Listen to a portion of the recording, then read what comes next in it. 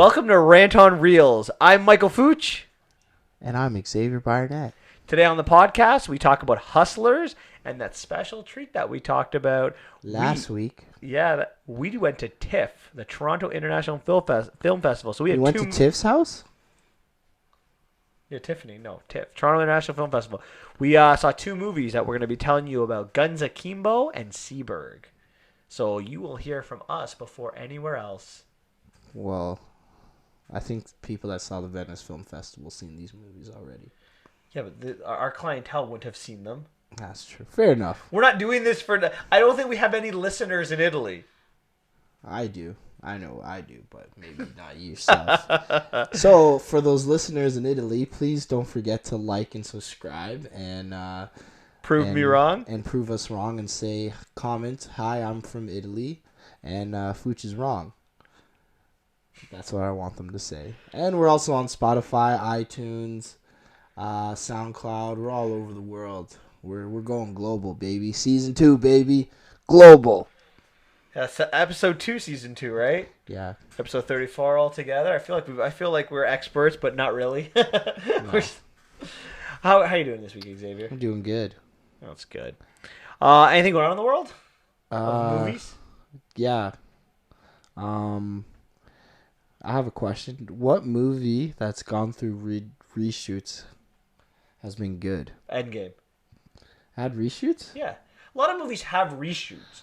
Like, this idea, this notion that you do reshoots and it's bad is not... it doesn't jive well with me, because I feel like when you... or maybe in the process of making the movie or putting it together, you might be seeing something like, oh, I'm missing something. I have a new idea. So they go and they reshoot it to have a new idea. Now, I'll maybe ask you this question: what movie that's had massive reshoots has been good? None, zero. Yeah, none. Why are you Why are you asking that? Because we got a certain popular movie coming out in December. It's got some massive... Does it have massive reshoots? Or I think it was massive reshoots. Is that... Yeah, the article that our producer gave us said it was massive. Okay. I don't really too many spoilers. I don't like to be, me and spoilers. I don't like any, but if you are listening to our podcast, you're probably all up for spoilers, because we do a good job going deep into these movies. Yeah, we spoil everything. So, spoilers for Hustlers, Guns Akimbo, Seaberg, and what happened at TIFF. We didn't tell them what our movies were from TIFF yet. Oh. Whoops. I did. I'm just kidding. Giving you a hard time. But yeah, sorry. So yeah, Star Wars massive reshoots. Yeah. What does that tell you about it? I don't know. Every movie that I've paid attention that had massive reshoots has been bad. I'm already nervous for this movie because The Last Jedi is one of the worst movies ever made. So yeah, I'm not gonna lie. I feel. I mean, the title's terrible, so.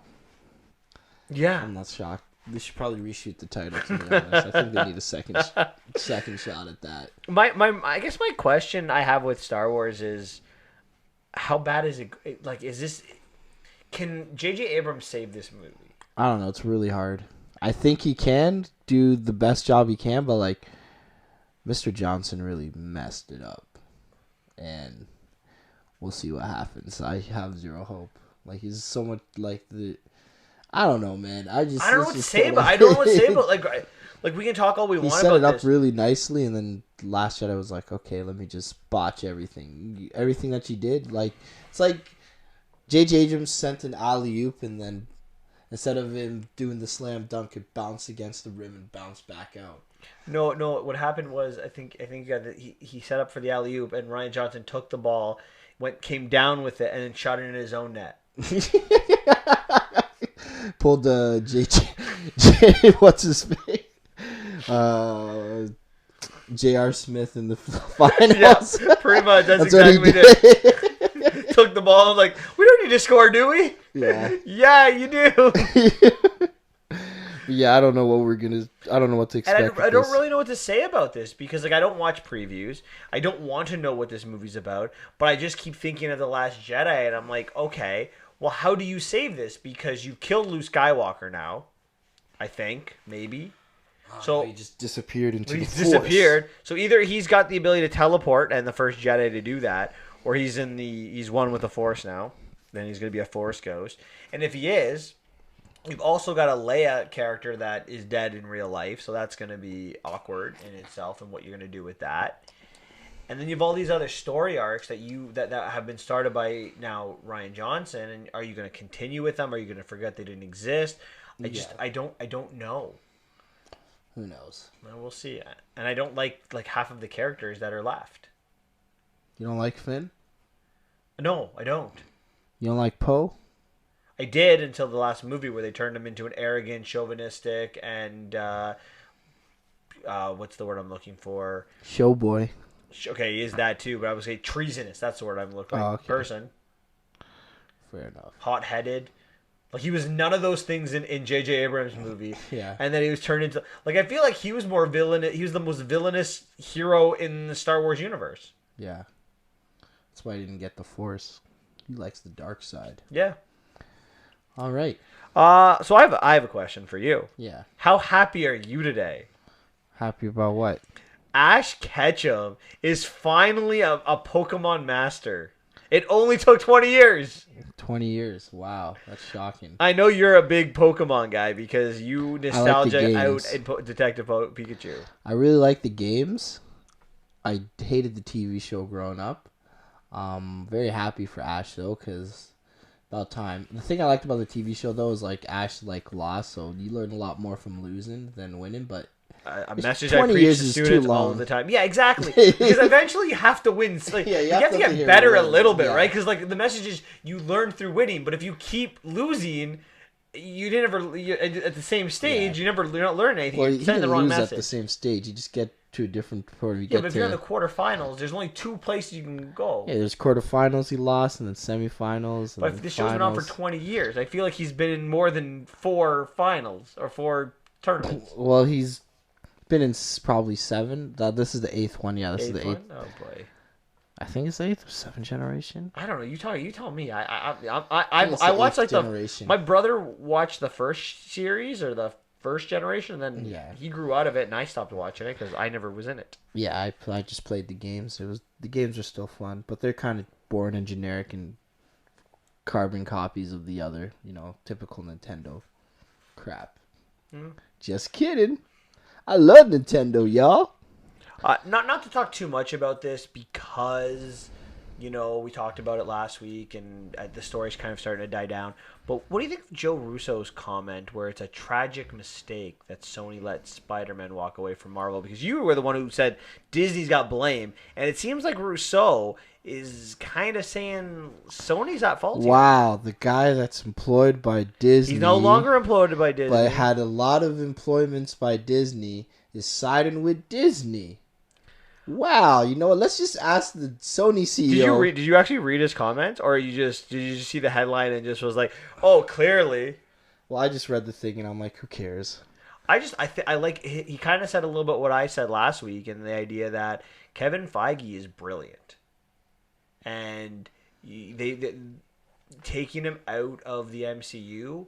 And what they built together, and the Russo brothers are a very big part because his first appearance was in the Russo brothers movie, right? He has more appearances with the Russos than he does without the Russos, right? Yeah. So they have a big part of building that character up, and I feel like they would know because even in his own solo movies, it's the effects of Civil War really that first movie's in that set his path. So. I don't know. I tend to side with the Russo brothers on this one, or Joe Russo who said it. Yeah, I don't really know. It's more. I feel like it's more a PR move, and they've been saying the same thing. We'll see the truth in due time in the 30. We will. That's what I said last week. I think that this story is not over. This story is really just beginning, and until Sony announces a release date for the next solo Spider-Man movie. This story can change like that. Fair enough. All right. Last thing I want to talk about in the news. Disney, speaking of Disney, because they own everything. So, I feel like we always are talking about them. But they have a front runner or someone they want to play Magneto. And it's Denzel Washington. What do you think? No. do not want Denzel Washington to play Magneto. Why? Sorry. What's wrong with Denzel? Denzel's amazing. He's a great actor, but I don't think... Is he a comic book movie guy? Has he done a comic book movie? But that in itself is such a flawed argument. Hugh Jackman had done a comic book movie. That's not my argument. I'm just saying it's one of the things. Like, I don't know if he's the one for it.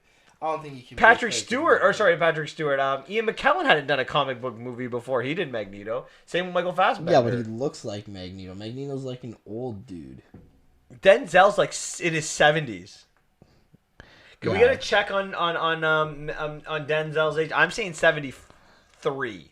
73. That's what I'm saying. Like 60s. You're gonna say 60s? We're getting a check He's right in now. his 70s. He can barely. Oh, now so you're supposed to be an old guy. Now he's too old. What's the right age for someone who's Magneto? Right age. Oh, 64? Oh, I'm not even close. Okay, wow, I'm wrong. Actually, I don't know. I just more. I'm a big Magneto fan, and I need him to be done properly, and I don't know if Denzel is the one. So describe, what is it? We talked about the worst acting or worst choices for movies, and we talked about like characters. What characteristics does Magneto have? I don't want to see Magneto just go, "You guys, I gotta save the mutants," and does that stupid lip quiver crap that he always does in every movie, where it's like this. What's with the Denzel hate? I love Denzel. But no, it doesn't sound like you did like Denzel. Not you get the lip thing that he does in every movie. Like, what you gotta hate? He didn't do that lip quiver thing in Remember the Titans. Yeah, because he doesn't want to show emotion, but then he's going to try and show emotion, and that's what he does when he tries to show emotion. He does the lip quiver thing. No, he's going to play him like he did Man on Fire. That's what it's going to be. It's going to be a Man on Fire type character. Or like an Equalizer. Like, he's just going to be like, it's all in the eyes. You don't mess with Denzel. I don't know. I feel like the one thing that we talked about when we talked about like the MCU and the X-Men is it's going to be hard to introduce them because Magneto is supposed to be a Jewish man from World War II. But that means he's had his powers since the 40s, and we are now 23 movies in, a couple decades into the MCU, because it starts with Captain Marvel in the 90s now. Mm-hmm. So we're a couple decades in, and now where were these X-Men during all of the other things? The first Avengers movie, Endgame, all of these things. You have to find a way to introduce them. So I thought the best thing to do is forget the old story arc of him being Jewish and have him be a discriminated minority from this century. I personally thought Serbian was going to be a good choice during like the war in Yugoslavia, where the genocide happened there with Milosevic. And then you can kind of build into that, and then by the time they're in their 20 years later, when he gets, or 30 years later as he's coming into his powers, it's the time of Endgame, and that's when you can kind of slowly introduce them. Like, that's what I was thinking. Interested. We'll see what happens. So you're really against Denzel? Who is your Magneto? Because my Magneto, yeah. Hey, if you're gonna trash on my boy Denzel, who do you like? I'll come back next week with a better choice. Okay. I have to think about it. They said they were not introducing X-Men for a while, so that's why I didn't really come to think. All right, well, you have a week to think about it, because we're not this conversation is not over. Okay. All right, are you ready to get started this week? Yeah, let's get started. So we're going to start with Hustlers. Xavier, what is your opening thoughts on the movie Hustlers? Spoiler alert. Even though we said that already, but we're just going to say it again. Spoiler alerts for all the movies that we're talking about. Hustlers, how do I say this? It's okay. Serviceable. It's the characters. I didn't really see the chemistry between the two main leads. Apparently Jennifer Lopez is supposed to get an Oscar for this. I don't know. Sometimes I've seen her, like, I'm like, is she a good actress? Is she not? I saw some trait, like, maybe a little bit, but the way she delivered the lines weren't, I just didn't feel it. The line delivery is bad, and it's just the choices everybody made, and I guess it's based on a true story, but, yeah, that's pretty much how I felt about the movie. And it felt a little long and boring. A lot of scenes did not seem like they were necessary. A lot, for like 90% of the movie. Maybe not that much, but I'm with you. You're done. I don't want to. Yeah, I'm done. I'm not. I did not like this movie. I'm gonna be flat out. I did not like this movie one bit. I agree. It was long. Parts dragged way too much. I don't think they. And I should say this. First of all, I am gonna be a little bit biased because it's not my type of movie. I do not like movies where the villains tend to be portrayed as heroic or their actions are portrayed in a positive light. I don't like to justify the wrong. We talked about this last week where my archetypal character is the pure good person. And it's true. I'm not a big fan of it has nothing to do with women or anything like that. I don't like Goodfellas. I'm not a big fan of it. I don't like that kind of genre. Sure, Wall Street is corrupt, people are bad. But that doesn't justify drugging people and stealing. I'm not the fan of the way the story was told. It was kind of like told as a narration in the present, but it's only one perspective, and I didn't really like that. Yeah. And that one perspective was from like 95% of the movie, and the last 5% we see like the police and Jennifer Lopez's character, and like I'm like it just doesn't work for me. Either stick with one person or do it from the beginning with all people. It would have been so much better. When I was dealing with my opening thoughts, the one thing I kept coming back to is critics love this movie. Like you said, J-Lo might get an Oscar for it. And I just try to figure out why. I don't get it. These characters have no character traits. We don't really know who the characters are besides they're strippers. We don't get any backstory really to any character. Who is Destiny? Or is it Dorothy? Because sometimes she's Destiny, sometimes she's Dorothy. Yeah. We never really see J-Lo's character Ramona we never actually see her truly emotionally distraught or in an emotional moment where she like lets it all out. We don't see that. We just see superficial aspects to it. They are just strippers who have always have each other's back. That's it. They're strippers, have each other's back. And this is the problem I have in modern day Hollywood. It seems that the idea of girl power is all that matters today in Hollywood. Just have girl power. Forget having this notion of story or characters or screenplay. Let's just have girl power. And you know what? We're seeing this throughout a lot of movies this year. The Kitchen was like that. Widows was like that. Ocean's 8 was like that. These movies... I'm surprised you didn't mention Ghostbusters. Ghostbusters was like that. Don't develop character. Let's just have women unite for the sake of uniting, because we're women, and that's the reason. Where's the backstory? And I'm not trying to be negative to women, because when you have a good backstory, like a Captain Marvel, where characters develop, there's a story arc, there's a purpose. It turns out to be really good. And these movies, these Kitchen, these Widows, not really Oceans or Ghostbusters, but this movie, Hustlers, look at the treatment of men. All of the men are either corporate assholes, they're abusers, they're jerks, or they're cowards. Every man in this movie treats women as objects. Now, I want you to imagine the uproar we would get in a movie in 2019 where the situation, the roles would be reversed, and all women were seen as a shallow, dumb character. How would people be in an uproar? Like, for example, we see in this movie Ramona's boss, when she asks if she can change shifts, he's like, no. That's a freaking human resources thing. The way he treats her there and goes back eating his sandwich. When you said that, I was like, what? And unlike Goodfellas, see, this is another problem I have with this movie. Unlike Goodfellas or The Wolf of Wall Street, where we see this idea that crime doesn't pay. Like, at least at the end of the day, sure, these horrible people, these bad guys are treated or shown in a positive light. But at the end of the day, they get their comeuppance. They get in trouble. They're perceived, okay, what you did, crime doesn't pay. Like, that's the mentality. Living large looks great until everything comes crashing down. In this movie, the women just get a slap on the wrist. Even the reporter says she doesn't feel bad for the men who got drugged and their money robbed from them. The reporter, who's supposed to be impartial, is like that. That's supposed to have non-bias. The movie doesn't say that gangsters have it coming. The message it says is that the system is rigged. That's how the movie ends. The system is rigged. that men and that corporate America is at fault, and stealing is the only way to win. Just from the American patriarchy, if you're stealing from them, you can win.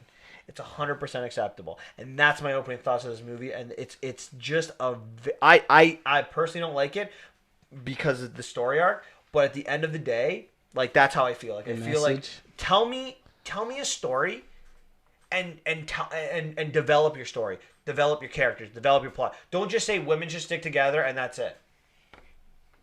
Wow, that's interesting. That's a very hot take. It is a hot take. I like it. Yeah, and honestly, it's funny because like there's movies that show that message. Like The Big Short has a better overall message. It's the same kind of situation, but a way better message, and I enjoyed that movie a lot more. It was funny.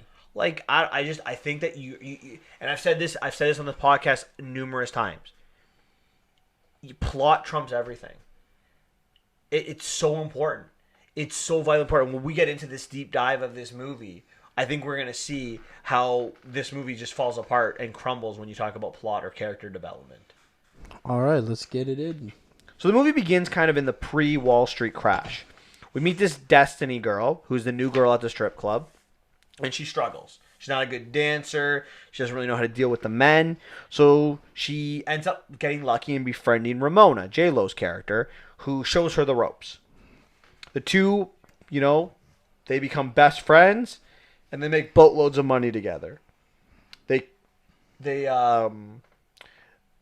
make more money as strippers than brain surgeons we get from this. Yeah. And then Wall Street crashes and Destiny gets pregnant. That's about 33% of the movie. Did I sum that up right? Mm-hmm.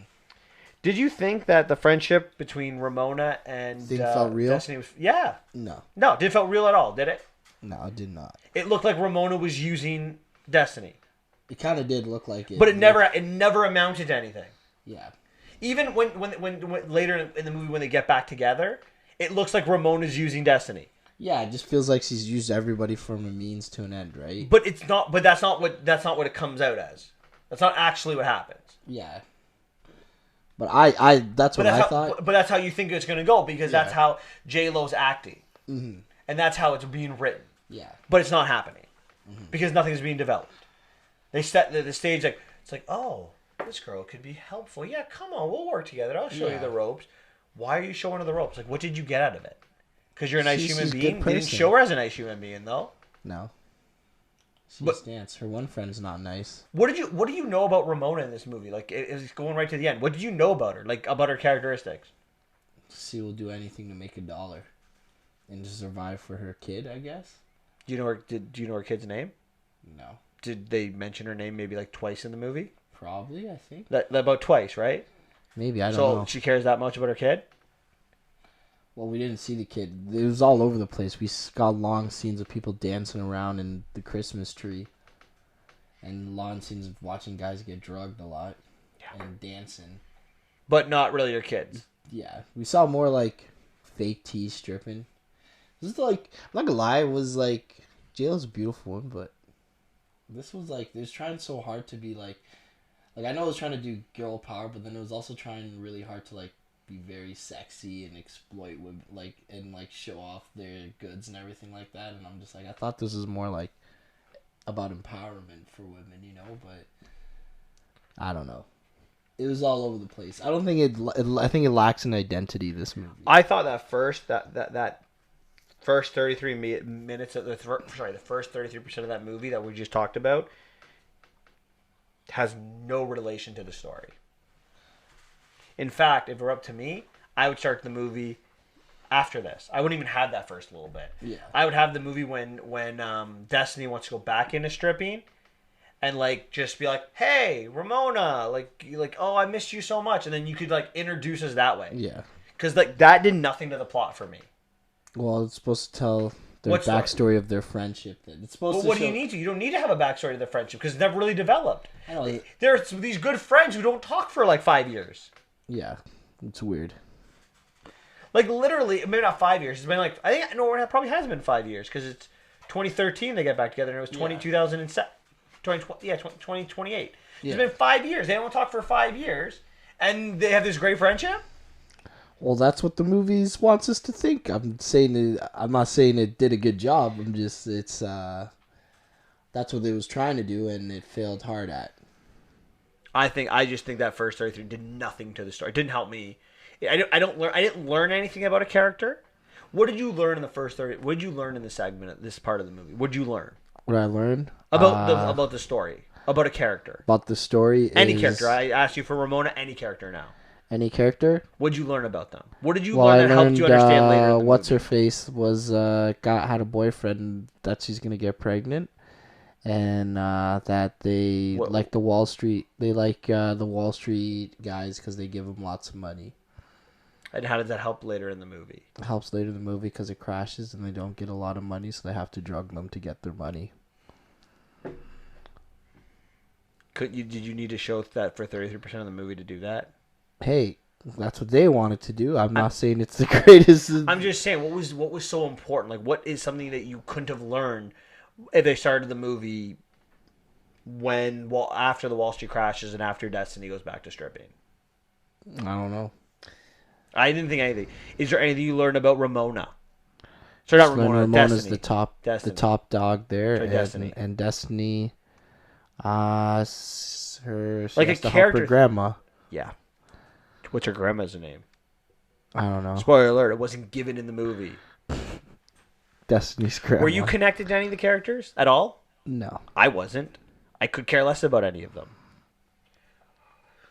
So we move on to the Wall Street crash. The crash leaves Destiny no money. So she tries to get a job, but she doesn't have any experience, and she points out that how can I get experience if I don't get a job? Yeah. You can kind of relate to that, can't you, with your marketing degree? Yeah. Well, it's pretty much she's living the life with every student, and she doesn't even have like a degree, so it's even worse for her. Yeah. We want someone with lots of experience and can won 4 Olympic gold medals and also has superpowers. So me? Oh, you have gold medals? 4. No, I have more than 4 though. Is that okay? Oh, with what? Being a dumbass? No, it's just joking. So she ends up going back to, she goes back to stripping. But here's the problem. The crash has changed the mentality of the strip club. Now, 5 years later, people don't want to spend $15,000 on a lap dance. They expect more. They want some HJs and BJs coming around with their dances. Well, I mean, yeah, I'm not going to say anything. Well, I just feel like, but here's the thing though: if you're going to spend $15,000, get a stripper, get a prostitute. Isn't that kind of? That's an expensive escort. I mean, well, that's a pretty decent escort price, isn't it? I feel like I've never gotten one. I don't know how much they go for, but I can't imagine they're in the ballpark of $15,000. Yeah, because that's what we got at the beginning of the movie. That these Wall Street guys drop $15,000 a night. Yeah, just for dancing. I know. That's insane. They must be super rich. Like I couldn't even I'm cheap, so maybe I'm the worst person to ask like this, but I couldn't even imagine spending $100. This guy spent 15,000 times that, bro. And don't get me wrong, J-Lo is very attractive, but I'm sorry, they're how much are you asking for a dance? Because there are more attractive girls in other places that are not charging quite that much. Whoa, you just said blasphemy. That's a super hot take. We probably just lost all our followers for this. Sorry, guys. He doesn't mean what he said. J-Lo's the best. What are you going to do? Say Beyonce's not that talented? You're out of your mind right now. Did you say Beyonce wasn't talented? I'm saying, what are you going to... Are you going to say that? I think Beyonce's very talented, but what does that have to do about J-Lo? No, I'm just saying because You think J-Lo's the hottest woman working in Hollywood? Not in Hollywood. Well, that's my... Just say... I'm just saying. How much do you want for a dance? How much would you pay J-Lo for a dance? Probably $100. There, okay. So let's say it's $100. How many dances would you get to spend $15,000? That's a lot. 1,500? That's all I'm saying. It just doesn't make sense. That's all I'm saying. We're getting off topic though. Yeah, we're going a little bit off the rails here. So Destiny reconnects with Ramona, who now has a new plan. And their plan is to drug their clients with some kind of like ketamine. Yeah. And, like meth or something? I don't know. And something like that. Molly, meth and Molly and ecstasy? Yeah. And then take their money. Is this a good plan? This is the worst plan. I don't know how they didn't get caught sooner. Because apparently men are too embarrassed to admit that they've been... spending money, and I wouldn't be embarrassed. Well, they weren't even spending money. They didn't choose to spend money. Oh, yeah, they just They were literally drugged. Yeah. Whatever. Like, it's not even a terrible story. But like, hey, I met this lady at the bar. We had a couple drinks, and then next thing I know, I'm at a freaking strip club, and I'm down $15,000. Yeah. I don't know how that makes sense to anyone else. Yeah, that definitely could have. So the plan, when Destiny comes in, she kind of tweaks it a little bit because she's apparently the smart one. I don't know why she becomes the smart one, but yeah, she just knows chemistry and everything like that, and just becomes a Walter White. Yeah, somehow, this character we've got no idea. Just has her GED. Yeah, got her GED. Apparently knows how to cook these drugs. And comes up with this hugely brilliant plan, which we have no character development to get to that. So it starts off successful, too good, and they have to bring in more people in the crew. And then we have this idea that it's Ramona versus Destiny, because Destiny, she's like, we only want to target like creeps, and we only want to make sure that people that are in our crew are good people. And no druggies. And Ramona only hires Ramona druggies. brings in Dawn, who is a druggie. Yeah. And Destiny worries that this will crumble their plan. Did we get shortchanged on this part of the story? I feel like we're missing like pieces. Yeah. I wanted more. They should add to the 33% and add more to like Destiny versus Ramona. Yeah, or at least like the plan. Like I feel like it just started in like we get no development of anything. Yeah. Just like, yeah, we getting lots of money. We rich, baby. And like, we're not even going to use the strip club. We're going to cut them out because they got copycat guys doing it. So a bunch of girls are doing it. So as we're going through this, they have one guy who goes on a bad trip and like jumps off his second story like balcony and gets hurt. And they need to take him to the hospital and Destiny comes in and has to take him because Ramona's unreliable. Yeah. If you're Destiny, why don't you walk? Yeah. You've made your money now. You need more. You got bills. It's never enough. No one ever walks. Like, would you have walked at that point? Like, you're the one who set the plan, though. And now you have druggies in your corporation. Things are getting out of hand. You can't control it. Bro, as soon as I heard that someone was jumped off thing, I'm like, yeah, it's time to cut. For me, it's when I lose control. Like, you had control at the beginning. Yeah. Once you lose control, I'm out. Yeah. Because the plan's not yours anymore. Mm-hmm. Now, Ramona's hijacked your plan, and you're just okay with it. Yeah. Because they gotta stick together, you know? Girl power.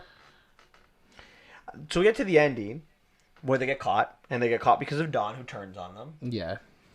Turns on them, she's like, I'll tell you whatever you need to know. Immediately, doesn't even sit down before she sits down. They get arrested. Destiny takes the deal. And that's really it. Yeah. What did you think of that ending? Whatever. On to the next. Who cares? It was brutal. And then, so we're getting all this story through Destiny, really, right? Because Destiny's telling the reporter all this information. Yeah. After this is all done, and the article gets released, Destiny calls the reporter back and says, "What else did Ramona say about me?" What? Who cares? What's the point of this? He wants to be friends with Ramona still. But why not just call Ramona? Yeah. I don't know. Maybe she thinks Ramona's mad because he freaking snitched on her. I guess. Does Destiny call Ramona? Who cares? This movie's done, out of my life forever. Let's just keep it that way. How would you have fixed this movie? What would you have done to make it better? Do I want the short way or the fast way? I mean the long way. Short way or the long way? Give me the long way. Okay. Not make it. That's the short and the long way. No, I'm just joking. But honestly, I haven't thought this hard about the movie to see what I do to fix it right now. Because I'd have to care about the movie to think of how I'd want to fix it. I'm just like, okay, whatever. On to the next. I don't know the real life story, so that makes it hard for me to kind of figure out something. But I'll be honest. If it were up to me, I would have gotten rid of that first 33% of the movie. I would have started the movie with Destiny going back to the strip club, and then kind of starting that way and having the difficulties of it. I would have also had it from more than one perspective. I would have had Ramona telling the story. I would have had Dawn telling the story. I would have had the anyone else I could possibly think of that was relevant telling their part of the story to kind of connect it, because we get more perspectives, and I think that helps the movie. Kind of like Goodfellas or Casino, or not Goodfellas, sorry, Casino does, right? Where we get like De Niro's perspective, Pesci's perspective, Sharon Stone's perspective. We get them telling the same story. I would have thought it would have been better that way. That's how I would have fixed it. Why do you think critics like this movie so much? Why do you think J-Lo is going to get Oscar buzz? Where does this come from? If he asked, do you want the conspiracy theory or the real theory? What do you what's your theory? I gave you my theory. I told you my theory and my opening thoughts. It's probably just because it's more... it's politically correct. That's probably why. How is it politically correct? I would argue it's not politically correct because men aren't treated very nicely. And I'm not saying men... The thing is, being politically correct, it doesn't matter how men are treated. No, that's baloney. Political correctness is everyone being treated correctly. No one gets offended. And I'm not saying I'm offended. I'm not offended at all. Do not let me think I'm offended. I just don't understand. I'm more of a believer in equality and saying, like, I don't mind a movie where political correctness isn't equality. It's more just making sure everyone, I'm not going to go into it, but it's more just certain everybody else gets treated, and if you're actually, let's not go down this road. Why are you staring at me like that? I don't know. I'm waiting for you to finish. Oh yeah, we'll go on to the next. Like, look, I just don't know. I think that you can make a good movie with a good plot line. I just think that this movie didn't do that. Yeah. All right. Do you have anything else you want to say about this movie? No. Let's. All right. What are you giving it out of 10? Probably 3. 3 out of 10. 3 out of 10? Yeah. No, I'm giving it a 4 out of 10. It's not good. Wow. You're nicer than me. Well, I mean, it's boring. It is boring. All right. So, how many years have you been going to TIFF now? 3. 3 years? It's third year in a row. Third year in a row. I've been going. Who introduced you to TIFF again? Don't worry about it. Some guy. I think his name is Dave. Dave introduced you? Yeah. I thought I introduced you. No, I think it was Dave. Oh, okay. I've been going for 10 years now.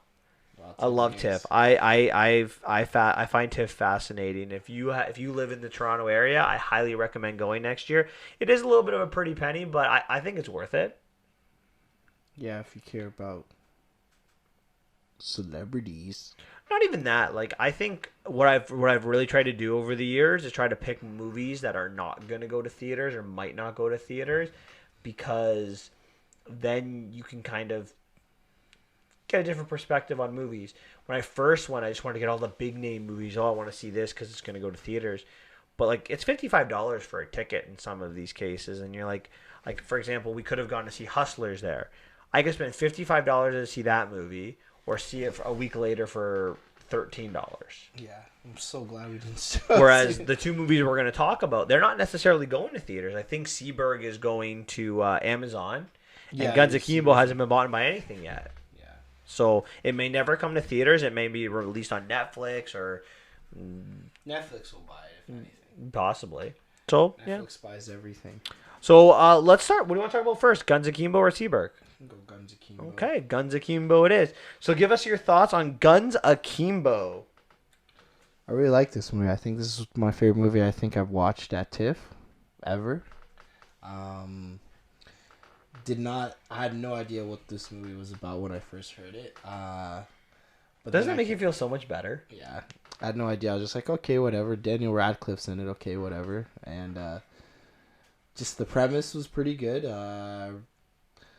violence was, right up my alley. This was my kind of movie. It's funny, I knew nothing about it, but like, if I want like an action movie, I'm like, this is my kind of, like, just the way it was written, the way it ends, like the realistic ending. Just, well, not really realistic, but you know what I mean. It's just all around really good movie. I enjoyed it a lot. I thought this movie was not at all what I expected. I'm with you. I had no idea what it was about.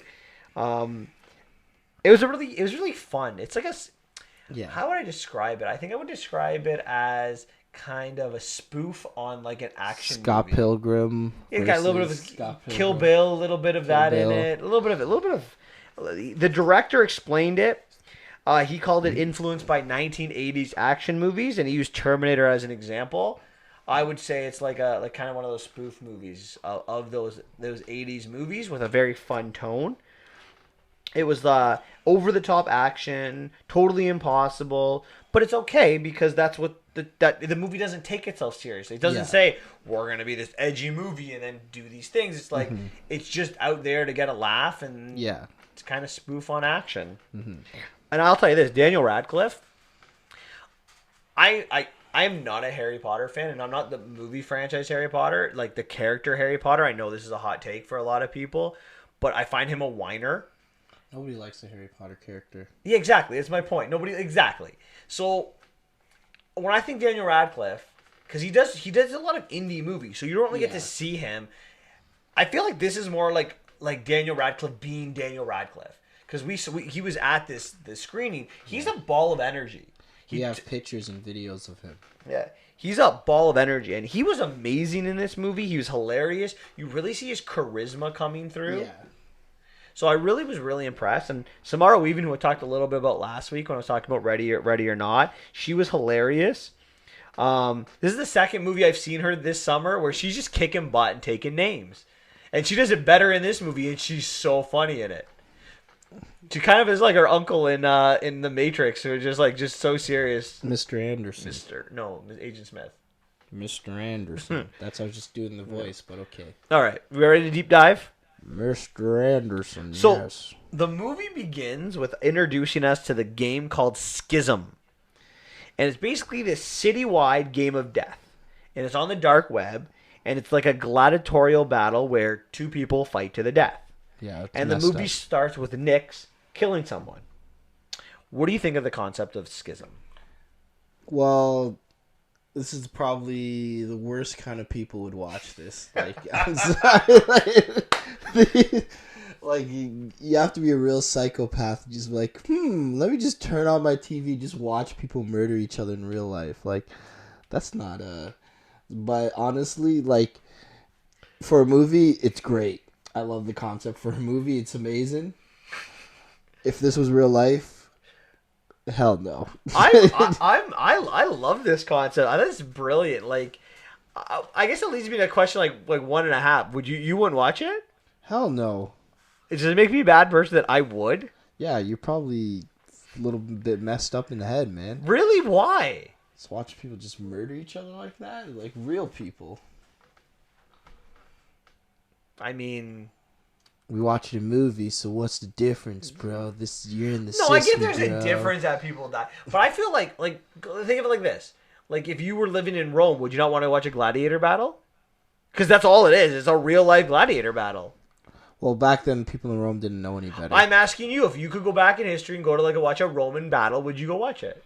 No, man, that's disgusting. Do you know what nasty dead bodies smell like, bro? And the blood and gore, it's disgusting. And they crap their pants most of the time. Like, that's true what she said in the thing. Like, if someone dies, they crap themselves. Yeah, bro. no, It's disgusted. I'm aware. I am aware. I'm not. I've been living on the earth for a long time. I understand how this is. But yeah, I don't know. I think I would. I'd be interested. I'd want to know. I don't know if I could watch it over and over again, but I'd definitely watch an episode. It's not an episode. It's a freaking battle. Yeah, I watch one battle. Sick in the head. It's like Twitch, but people are murdering each other. But again, I wouldn't watch it on the dark web. It has to be illegal for me to watch it. Would you go to a public execution? Hell no. No. Like, watch some guy get electrocuted to death? There's way better things I can do in my time than watch that. Would be like a guillotine death. Guillotine? No, that's even worse. The bloodier, the worse. I'd rather watch the electricity. I'm not trying to see someone's head get decapitated. It'd probably be less blood than you'd see on the movies. No, there's probably a lot more than you see in the movie. Have you seen like a Kill Bill? What? I haven't seen Kill Bill though. Those are the Tarantino movies I haven't watched. I don't know. I think it'd be fun to watch. Okay, maybe not fun, but I think it would be interesting. Yeah. Do you think people would watch it? Do you think a lot of people Obviously, would watch a lot of people would watch like it. in our society today, would like if someone decided to create a game where people play each other to the death, do you think people would watch it? Yeah, people watch UFC. I think so too. And boxing. Yeah. People get killed in the ring all the time. Some people watch. I don't think people die in the ring NASCAR. of boxing. Not anymore, but like back in the day. I don't think people ever died in the ring boxing. Maybe Someone does not pay attention to boxing. But even like back in the day, people watch NASCAR for the crashes, right? So we'll see what happens. How do you think people are chosen for Schism? Probably people that want drugs. Probably owe the guy money, stuff like that. Do you think people or just people that were trolling? Do you think people are volunteering or forced? Some people are volunteering, some people are forced. Okay. Did you like the opening sequence with like Nick's driving the car and like? Yeah. It was good opening sequence. It's good. It's a good start to the movie. Like you're engaged right away. Like you're watching the movie, you see these people shooting at Nick's in the car, and she's just driving past them, and like does turns her car and shoots both the guy 2 headshots into the car. Yeah, it was good. All right, so that leads us to meeting Miles Casanova, our Daniel Radcliffe's character, and he's a computer programmer, and he's working in a dead end job he hates. And he's pining for his ex-girlfriend. Yeah. He pretty much spends his time drinking beer, eating, playing video games, and his part-time job is spending time trolling trolls. Yeah. Can you relate to that? Yeah.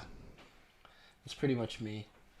The trolling trolls? I feel like just trolling. I feel like you would troll trolls. You would look for trolls and find them. No, I just troll anybody. Yeah. I troll at work even, to be honest. So that's me, except minus the drinking beer. I can't relate because I don't really talk on message boards. I don't go on message boards because I don't have the time. Like but that's what he's doing. Oh no, I wouldn't go on message boards. Then that's not me. That's more like if I'm playing a game and someone starts getting triggered, then I start trolling.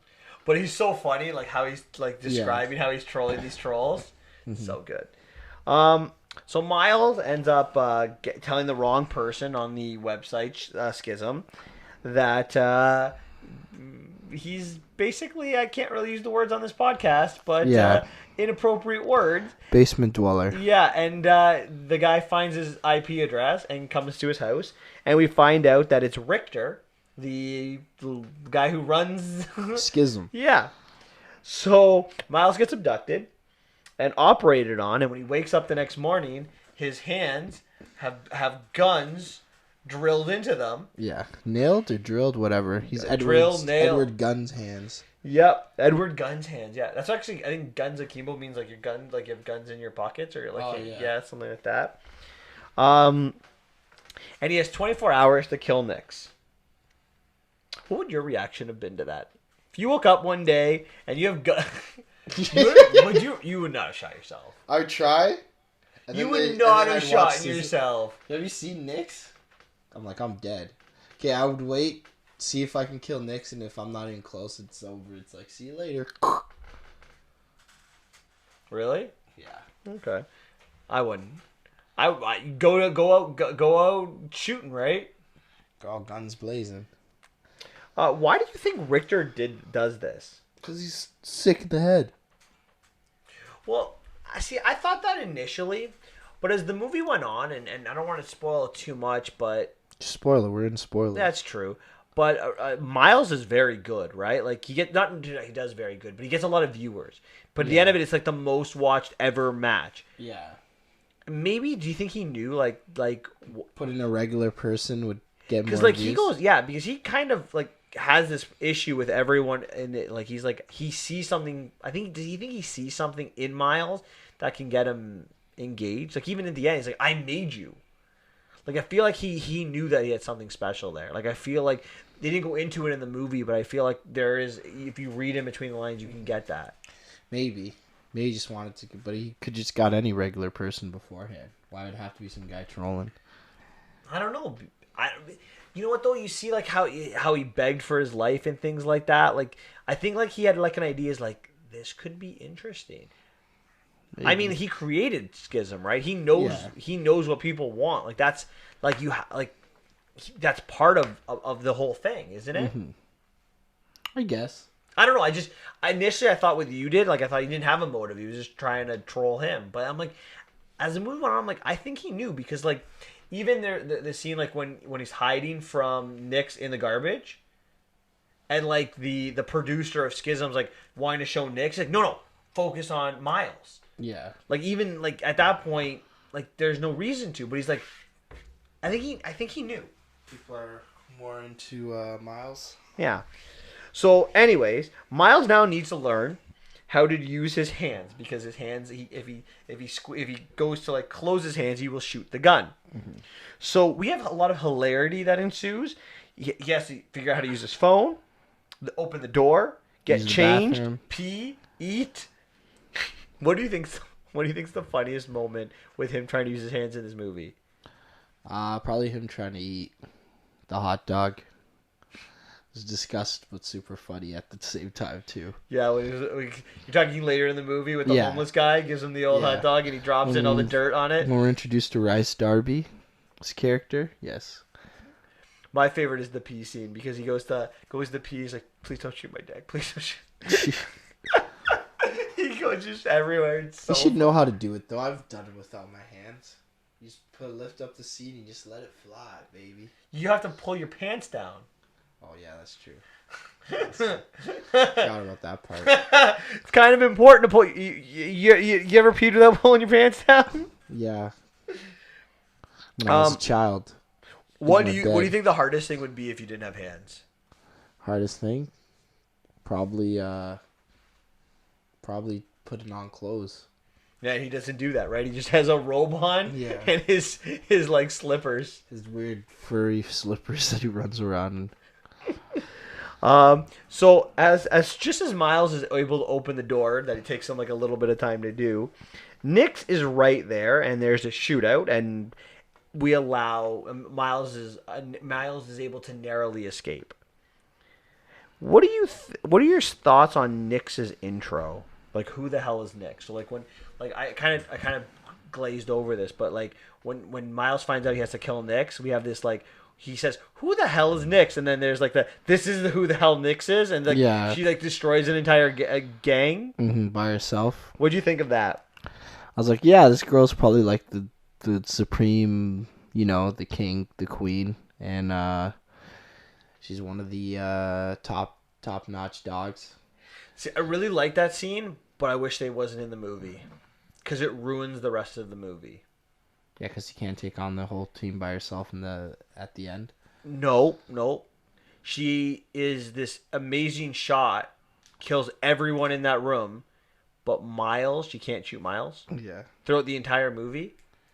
Like, I feel you spent this scene talking about, setting the stage on how she's this big bad. She already set up as the big bad in the first scene. Anyways. Yeah, but that doesn't necessarily mean anything, right? It's one person. You took on an entire room that didn't miss a shot. Yeah. She missed some shots in the car. She just made two really good shots as she made the turn. Mm-hmm. Do you know what I'm saying? Yeah. So I don't know. That's what I think it takes away from the movie a little bit. Or at least they could have found better ways to like let Miles like be good. Like, for example, like she's really good with him in the initial where they have the one-on-one talking scene where like they're sitting in the thing talking, and then like they go to shoot. Well, why didn't he like just like do something to kind of make her not shoot him, right? Or a couple other times. Fair enough. Did that make sense what I said? Not really, but what I'm saying is like what I'm saying is I'm just gonna let you have it. No, what I'm saying is like, so they're having. You're supposed to stop her from shooting, like say, "Oh, don't shoot me. Do this instead." Yeah, or like come create some kind of distraction, and then you're able to escape. No, she did take some shots at him though. No, And he threw the thing down, and then she shot it, and then he turned on the TV, and then she shot the TV. Yeah, but then he ran behind the bed, and then while he was able to go through the window, and she was shooting at that point. Then as he was running out, she was shooting at him there. Yeah, but pistols are very inaccurate, so. Yet she was able. That's why I asked you about the scene because they were close. They were super close range. Yeah, I don't know, Zave. I don't know. Okay, then what's your thing when they're doing the shootout with the drug people, and she takes like the giant machine gun and misses them over and over again? What, the giant machine gun? That thing's even more inaccurate. Yeah, but it shoots like 100 bullets a minute. Yeah, but you can outrun it if you Naruto run. Yeah, no.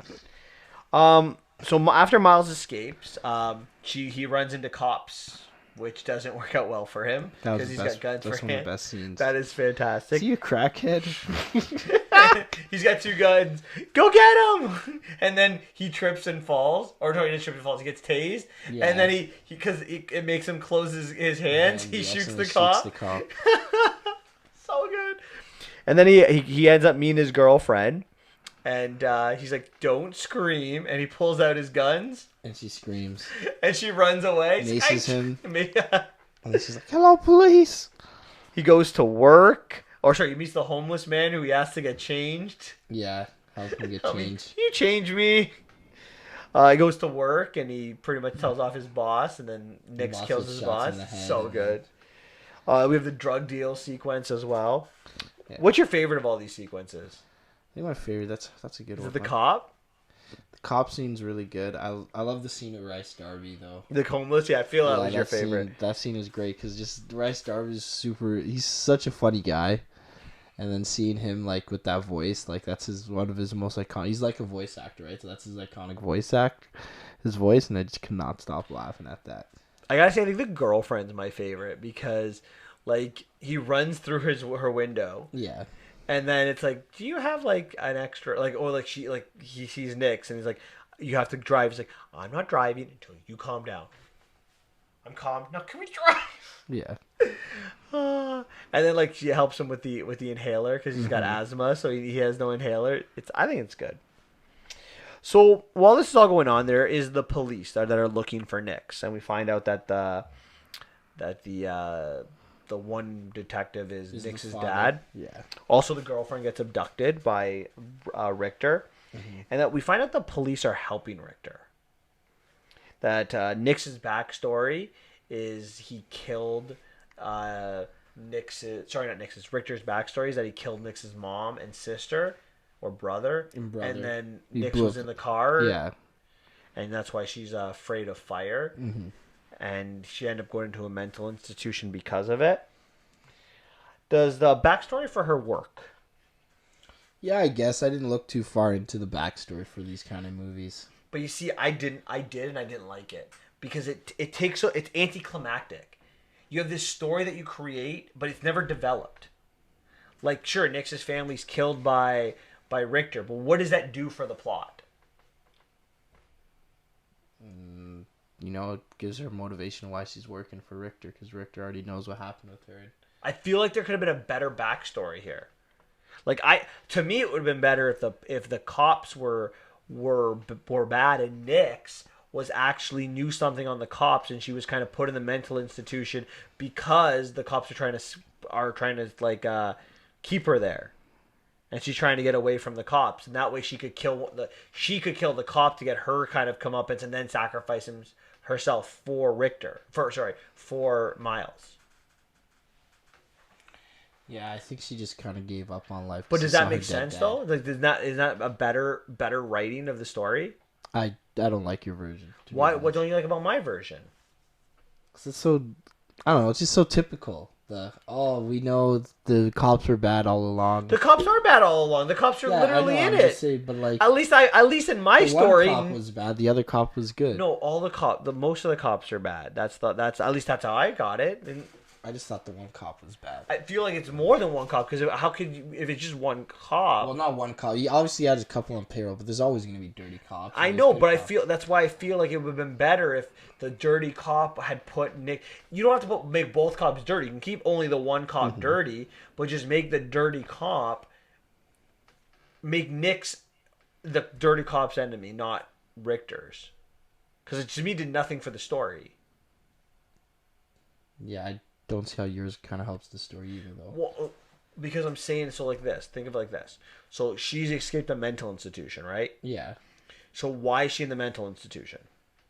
Because she saw fire. Because she saw fire. Yeah. Fair enough. Wouldn't it be better if she was put in the mental institution and she was sane, but the police put her in there? So she was able to escape.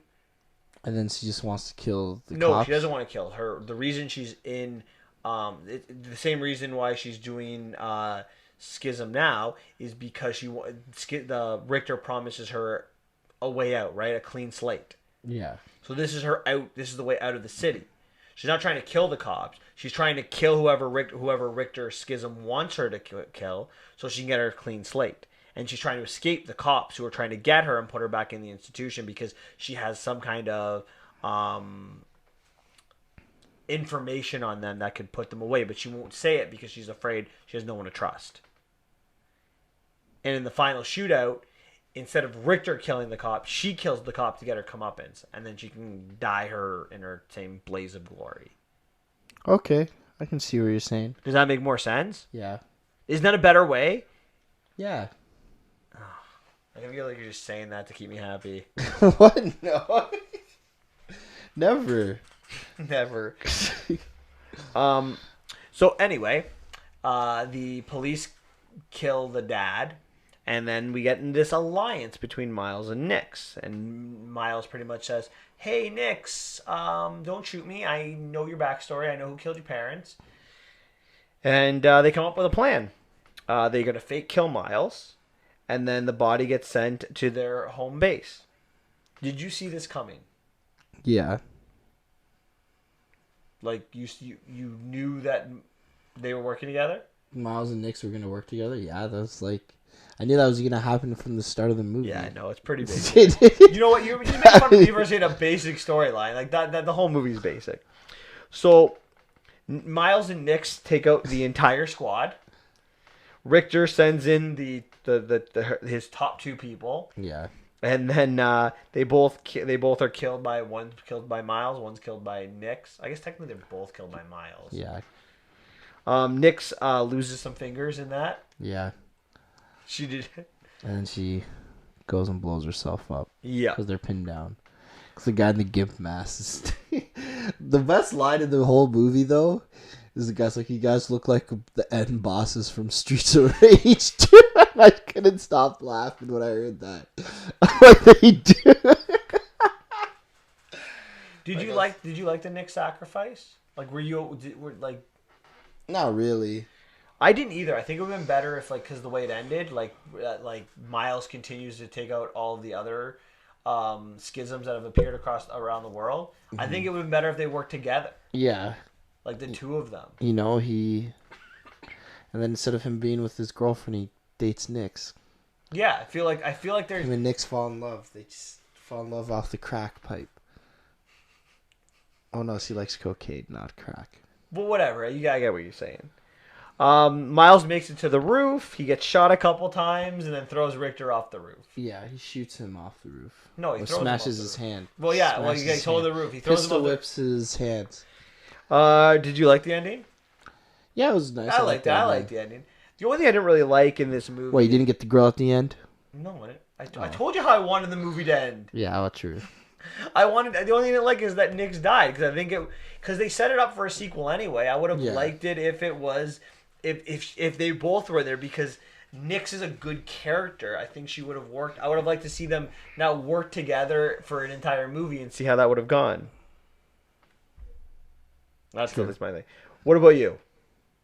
Yeah. How did you want the movie to end? No, I was happy with the ending. You're happy with the ending? Okay. What do you want? Anything else you want to talk about with this movie?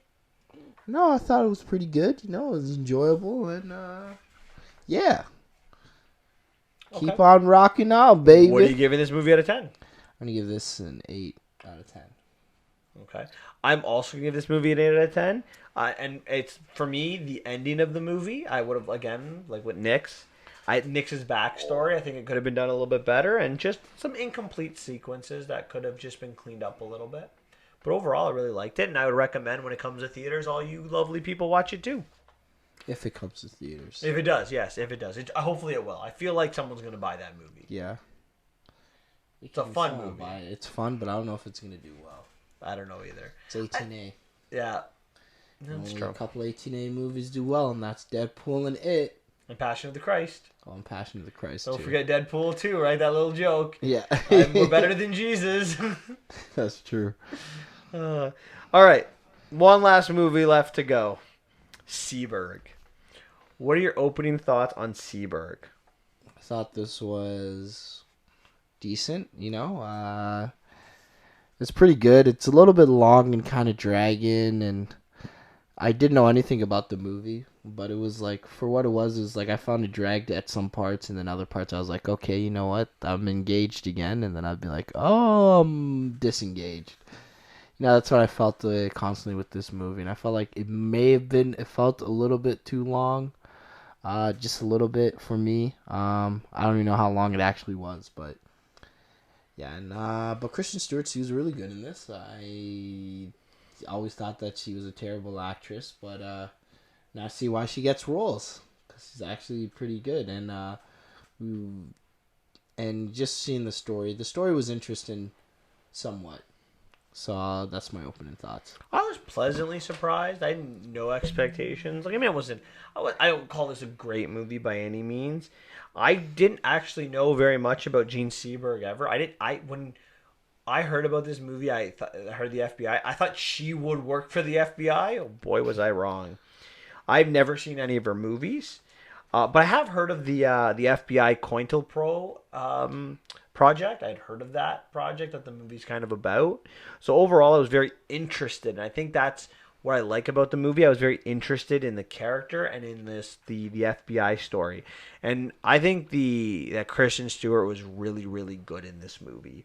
Like you, I criticize her acting a lot, but maybe it's the role she takes. Maybe she is a very capable actress, because she was everything I would say bad about Kristen Stewart, she was the opposite in this movie. She was phenomenal. She deserves all the credit in the world. But I agree, it was slow at parts, and you said you criticized it for being too long. I'm gonna criticize it for being too short. Oh, wow. Because the director himself said it at the premiere that we only see a tip of the iceberg of each storyline, and when you only get a tip of the iceberg, you know what you get? A bad, incomplete story, and I feel that's what we get. We get characters who disappear at different times. We get stories that we don't get developed as well, and I really didn't like the ending. I don't understand why she's going to turn down the file. It doesn't make any sense to her character. Knowing that she never gets over it and knowing how she dies in the end, I was very disappointed with that. And I feel like there was a lot of scenes that were unnecessary. And those are really my opening thoughts. So, let's deep dive into this movie. This movie begins with an opening sequence with a Seberg almost being burned alive. What was the point of this scene? Yeah, I don't know. Because it doesn't relate to anything. Maybe it's supposed to symbolism for the world, what's about to happen, her world crap burning. But that actually happens in real life, right? Like, she was playing Joan of Arc and she almost got burned alive. Oh, really? That was like a legitimate thing in her life. Wow. So that's why I don't really quite understand. I guess May just wanted to show that part because it's a cool part. Should have asked him that when we had the Q&A. Jackass. Well, I have a lot of questions, but I'm not gonna ask because, I feel like I don't want to be critical. Like, they're right there, and they don't know me. Like, I feel like, and maybe this is a little hypocritical, but I feel like if he was sitting here and we could talk about his movie, I'd be more likely to be asking him questions. I'm like, so yeah, what was the reason? Because he might have a really good reason why he put it there, and he can explain it. I'm like, well, okay, but you didn't I didn't really see that later on in the movie.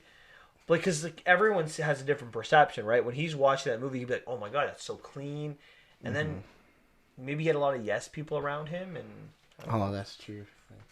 Yeah, well, someone did criticize him hard in the movie.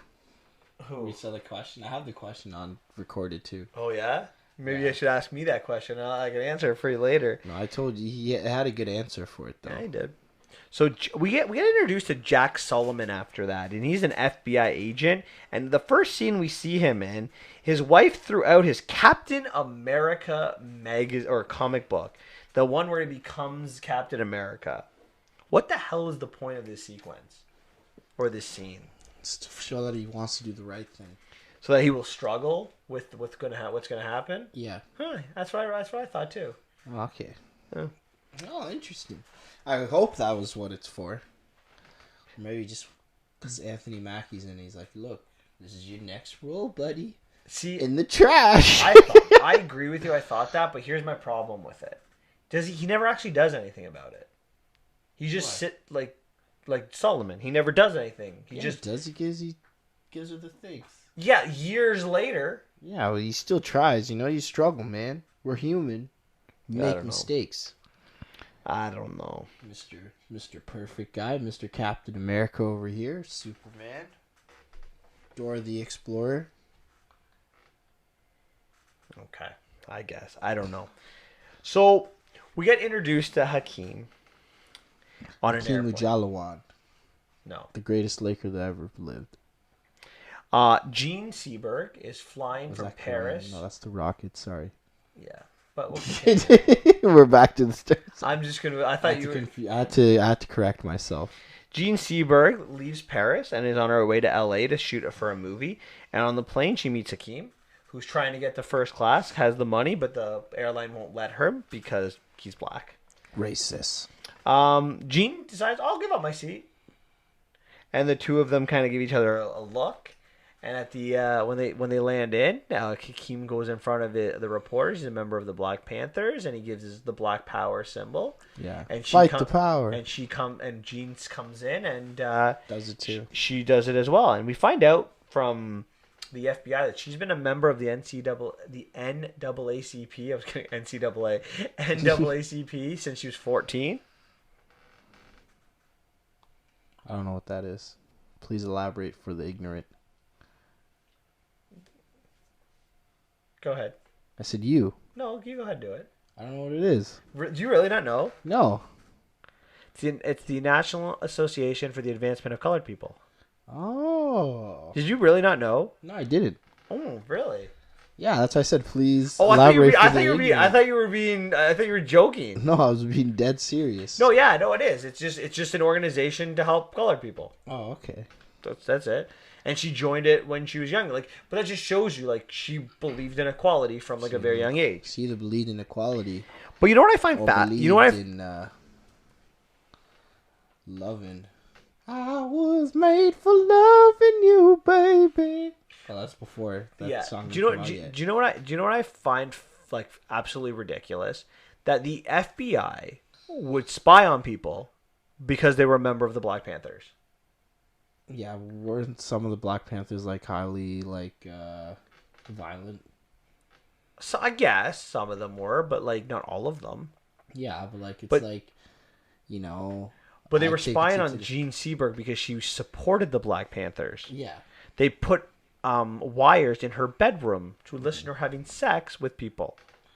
Yeah, that's kind of weird. That isn't it? Yeah, well, that's freaking Hoover's FBI, right? Wasn't it? Yes, you are right. It was Hoover's FBI. That's a messed up place. He had wires on everybody, even the president. Mm-hmm. Did you like that Gene gave the salute? Did you have any issues with that? I mean, that really happened, but because the Black Panthers are notorious for not allowing white people in their group, right? Yeah. It's about Black Power. Yeah, which is kind of messed up because if you think about it, how are you gonna get equality if you don't include people of other colors? And I feel like that in itself is racist. Like, why can't everyone just love? Like, I'm gonna take a little line from Semi-Pro. Like, why can't everyone just love everyone? Like, wouldn't it be so much easier? Yeah, it'd be nice, but people aren't like that. You know, we look at all the differences of people, and then we Because we're all so insecure with ourselves that Right. we look at other people's problems and think it makes us feel better. So Gene, who got Hakeem's number, goes to his place in Compton, Yeah. and they start an affair. They start bumping Yeah. in Compton. Mm-hmm. It's a secret. They keep it a secret from the spouses and from the Black Panthers. Ebony and Ivory. Mm-hmm. Slamming in perfect And the harmony. FBI uses this affair to, to spy or wiretap everything in Gene's life. Yeah, and sabotage. And eventually they're going to publicize this affair. Like,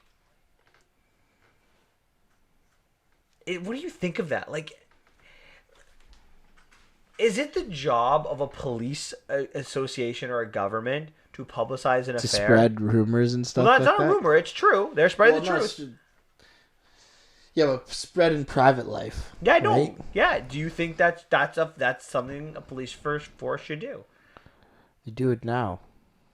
But do you think they should be doing is the question? No, I don't think so, but they do it all the time, man. They got... See, I'm torn by this. I'm torn. This is a very interesting question because here's the thing. There's two perspectives. Now, if you're Gene Seberg or Hakeem, you don't want that affair to become public. But don't you think Gene's husband and Hakeem's wife would rather know about it? Yeah, they'd rather know, but you have to tell them. You can't just... Tell the whole media and the whole Yeah, world? you need a warrant for that crap, man. No, I agree with you. I think it's stupid, but I'm just saying, like, it's funny that because, like, I imagine like the other people would not think the exact same. Yeah, of course they wouldn't. But that's their private life, You can't, like... I've seen some things that are private for other people, and I would not, say what I've seen. But I've seen some shit. The scene that disturbed me the most in this movie during this part was the FBI agent that just kills the dog. Yeah, oh yeah. The one lady was super disturbed, eh? Like, that was sort of like her reaction was like, bro, I've never heard a reaction like that in a movie. Like, that was the... how bad are the FBI portrayed in this movie? They're terrible people. Scum of the earth. But do you not think this is the bad time for this kind of movie? Yeah, but like, there's been these kind of movies. I feel like every movie's anti-government and anti-establishment. Well, but I feel like this is a bad time because like we're in the era the FBI's like their what's the word I'm looking for, credibility is under fire, right? Donald Trump keeps talking about how the FBI is a liar, like they like James Comey is a liar, all these things. I know it's political, but this is what this movie is. You can't Yeah, it's a political. about it. It's a political movie. Isn't this the wrong time to continue to be like, for people who aren't educated to be like, hey, look, yeah, the FBI can't be trusted. Look what they do. Yeah. I feel like it's a bad time. Yeah. Well, doesn't the CIA do that stuff now more often than the FBI? The CIA is technically not allowed. It's illegal for the CIA to work on American soil. Oh, really? Yeah, well, they probably definitely do work on Well, American. they probably do, but I'm just saying, legally they're not allowed We shouldn't to. be talking about this stuff, man. We're being recorded. I'm sorry, our garbage is... We're going to get shut down, man. The FBI, they're coming for us, man. We're in the system, bro. Thinking about this movie over Everyone's in the Matrix. since we watched it earlier or late last week, what are your thoughts? I really dislike Jack's character. Like, I really dislike Which one's Jack's the character? the head FBI guy. The good guy? No, not a One good with the guy. good He's head? a bad guy. The FBI agent that has the biggest conscience. Why do you hate his character so What do you much? Actually, I don't mind his character at all. There's always that character that's like, you know what, I don't know, is this the right thing? He first got a new job. He's like, yeah, I'm doing the good thing. He thinks he's fighting the good fight because he's working for an organization. And then he discovers that, you know what, maybe this organization isn't as... But is he just following orders? Because, I mean, he's like when he's listening in intently, he's watching all of her movies. He kind of seems like we don't really get his character developed because he's not a real character. He's fictional. Yeah, I figured. So, is he in love with his wife? Is he in love with Jean? We don't really get what's his role in all of this. Is he a follower? Like he seems initially to be following the rules, then like he grows a conscience like halfway through. Well, yeah, because he starts seeing how he starts deteriorating. And Yeah, going so crazy. so that's what I'm saying. But he was good. He was fine with it initially. Yeah, he was fine because he didn't think he was doing anything bad until he saw how messed up it was. You know, you ever done something decision you don't regret? You're right. You're definitely right about that. You're definitely not wrong. But I don't know. I feel like You just a hater. no. I feel he's not developed though. Like I feel like there's a lot going on that we don't know. That's what I don't like about him. There's a lot of characters not developed. Yeah, he only disappears Seberg for a part of a movie. Only like Seberg has the development. And even her, there's stuff missing. Yeah. Like, parts of her life are just like, what? Yeah, she just gets pregnant. We don't even see the guy she meets. That guy she got pregnant by. Yeah. It's probably an important part of the movie you want to add. Yeah, a little bit. So there's a Should ask the director. So she goes on the slippery. Sorry. She should. There's a slippery slope to insanity that's going on. So after the affair goes public, Jean's life begins to crumble. She thinks she's being watched all the time. Yeah, she looks for wires everywhere. Yeah. She's skeptical of everyone, like a person, or like on the movie set. Like she's like, who's that guy? I didn't see him yesterday. Get him out of here. She's skeptical of everything too, right? The purse, like at dinner. Check the purse. Yeah. Why not just call someone to look for a bug if you're her? I mean, she probably doesn't know that. She probably thinks the FBI is listening in on that, and they come in and kill her. Really? That's where you're thinking? That's where your head went. No, seriously. Like this is a legitimate question. If you think you're being bugged, why would you call someone? Someone you trusted. You can't call anyone. They're listening to the conversation, aren't they? Yes, but you can go to your agent that's been in the movie and be like, hey, I think there are some bugs. Can you just call someone, like someone you trust, someone like that you know? Like, your agent's supposed to work for you, no? Your entourage? Yeah, and then he gets stalked by the FBI. He's not being watched. Time, I don't know. It's hard to back then. At the time, it's not like we had cell phones or anything. Maybe she'd say, "Hey, can I meet up with you?" and then say everything that she saw. Well, she would have seen him on like set. Or on set? Oh, you're saying he'd go and call on set? Oh, okay. Yeah, it's like you don't have to. Oh, okay. I'm not gonna be like, call you from my house. Hey, manager, I think the FBI is listening. Can you please? That's what I thought you were suggesting. No, but you can't find someone. That's why I kept saying the FBI. Like in the washroom somewhere, be like, hey, can I borrow you in the washroom? Or be like a note, hand a note to them. Like, I think I'm being watched. I know I might be in the note. Be like, I might be being paranoid, but I pay you all this money. Can you please call someone that you absolutely trust? Okay, fair enough. Then yeah, I see your point. Did you sympathize with Jean? I'm gonna sound bad, but no. I didn't. What? I was like, yeah, whatever. That's what happens. It happens when you go against the government.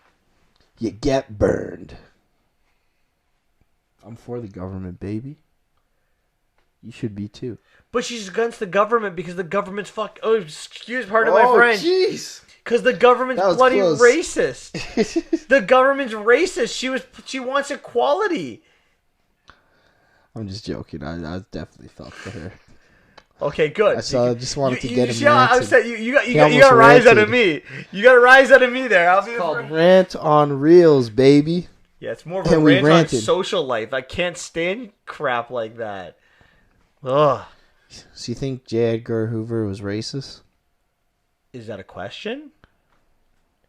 Yeah. Yeah, of course he was racist.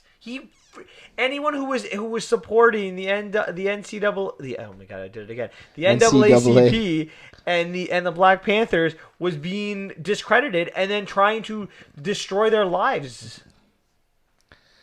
Man, I wonder if it's crazy. I wonder if he's gonna join. I wonder. Damn, that FBI, can't trust him. So I'm just kidding. We can't. What would you have done if you were Jean? I told you I would have called my agent to get the If I was checked. Jean, I probably would have just left the country. Like, see you later. I'm going back to Paris, where they love me. I'm a big deal here. Versus you crazy Americans. So yeah, I would have first done I would have done that after if the bug thing, but I would have done the bug thing Fight first. the But system, apparently man. they were monitoring her in France as well. I was reading about her Wow. after. So I That's think so. out of their jurisdiction. Well, that's where the CIA comes into play. So then they called the CIA, so just everybody was against them. So Seberg goes for help because she needs to look for someone, and she goes to Hakim in the school that's now been destroyed because of this affair with them. Yeah. And Hakim gives her advice and says to leave, to go back to France. And he tells her this isn't your fight. I hate that line. I absolutely detest that line. Why? Because what if all white people felt that way? What if every white if of course it's her fight. If you want equality in a country, and this works today too, and it might not be completely for blacks, it could be for Muslims or other people that are being, it could be for gays, Suppressed. anyone who's suppressed Oppressed. in our country today. And let's be honest, we don't live in an equal country. We still live in a country that we allow a lot of hate. Let's call it what it is. Yeah, it's Imagine messed if up. everyone, we can't. It's all of our fights. We project for our future. All the young people today, they project the future of our country. If they accept treatment of people who support the minorities and basically tell them no, it's not your fight, then no one will fight. That is true. We all have It's to like work that together in unity. It's like that classic line of the guy that said, "Oh, when they went for the Jews, I said nothing. When they went for the homosexuals, I said nothing.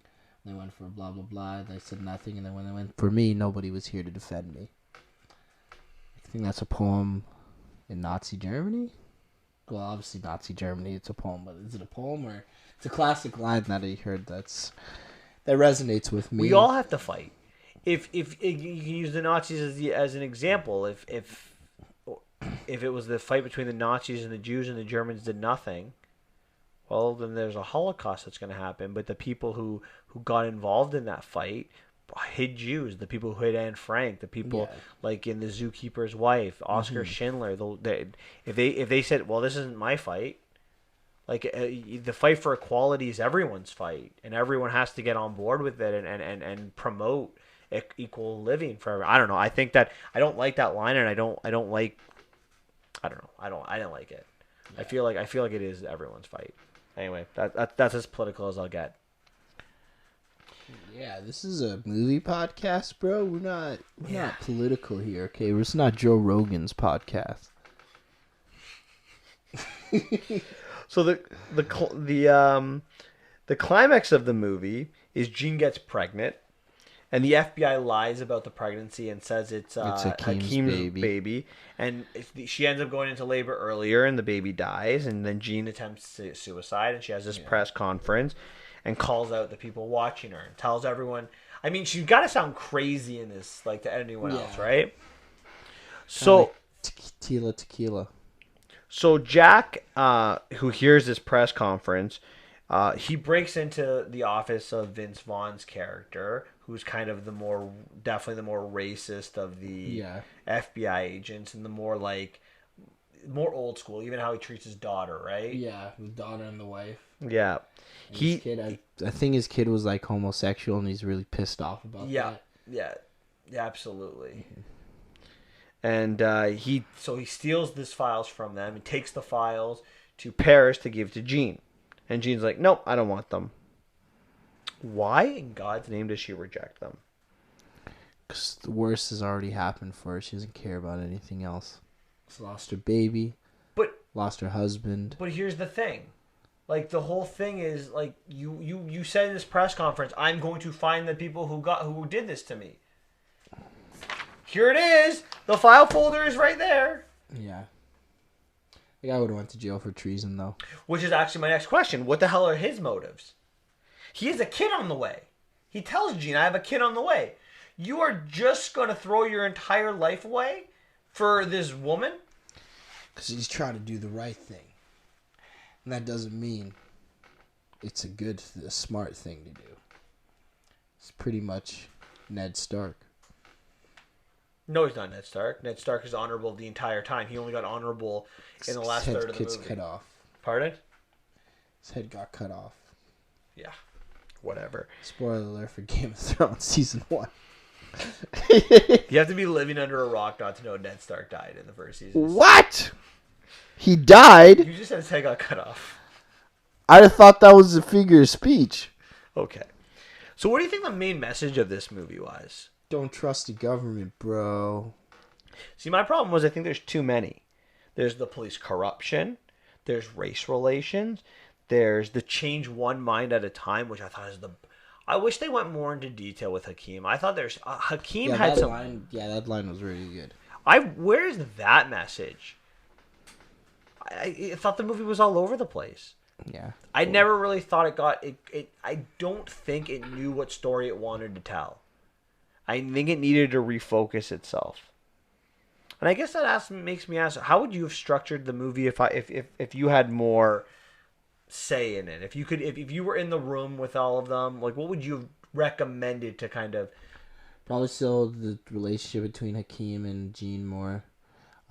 So more like the deterioration of like the what's it called? Of her being monitored. Not so much focus on her family life with the father, like probably have him leave and that's it. Like when the leaving scene. The scene where like it kills the dog, like that was unnecessary. Take that out. The burning scene, take that out. Yeah. And so like some of the scenes, like the scenes with the father, like the one scene which I thought was a really good scene where Vince Vaughn was like being very like they're having the dinner and Vince Vaughn starts showing his true colors. That scene wasn't necessary though. Like it was unnecessary for the movie they made, but it could have been a lot more necessary if the FBI was more of a focal point. Yeah, that is true. Or you did something with that scene. Yeah. And had the daughter and the wife around for another scene in the movie at some point. Or had it, like, I don't know. Because that character just disappears and then comes back later, like randomly. Yeah. I don't know. It just was a little bit too all over the place. You want to tell too much. I feel like if I could fix the movie, I think it's hard to fix because the scope was too big. Yeah. And I think a lot of historical movies make this mistake in trying to take on too much instead of being more focused on one or two things. I guess what I would do is kind of like you. I'd focus more on the Hakeem storyline, and I'd probably give him a bigger role. I might have not called it Seberg. I wouldn't have had the focus on Gene Seberg. I would have had the focus on their relationship. And then I don't think I would have had the FBI. I would have kept the FBI non-fictitious. I would have gotten rid of Jack's character, and I would have focused more on the truth of the history of that relationship. Okay. And I probably wouldn't have even got into some of the other things like the FBI. I would have let the COINTELPRO, like the spy, and I would have kept that as more of a minor thing. I don't know if that would have been good, but. Who knows, it's hard. Man. This is a very big scope, man. Do you like these fictitious old Hollywood stories that we're getting these days? That's two of them in less than 3 months. Which one? Once Upon a Time in Hollywood. This is very similar. Yeah. I mean, it's based on a true story, but they have a lot of fictitious characters that are driving plot. I don't mind it at all. I enjoy it. Learn a little bit of fake history. Yeah. It gives me the incentive to go look into the history. So I don't mind it. Okay. Anything else you want to talk about with Seberg? No, I just want to say that sorry that we didn't ask a bunch of questions to the director. This guy had 55 questions and he didn't ask one because he's a wimp and he's scared. The director took 3 questions. That's true. And I don't ask questions because number one, at the end of the day, he's not going to give me an answer that I want. And I'd rather have a conversation than a question from the audience. Oh, fair enough.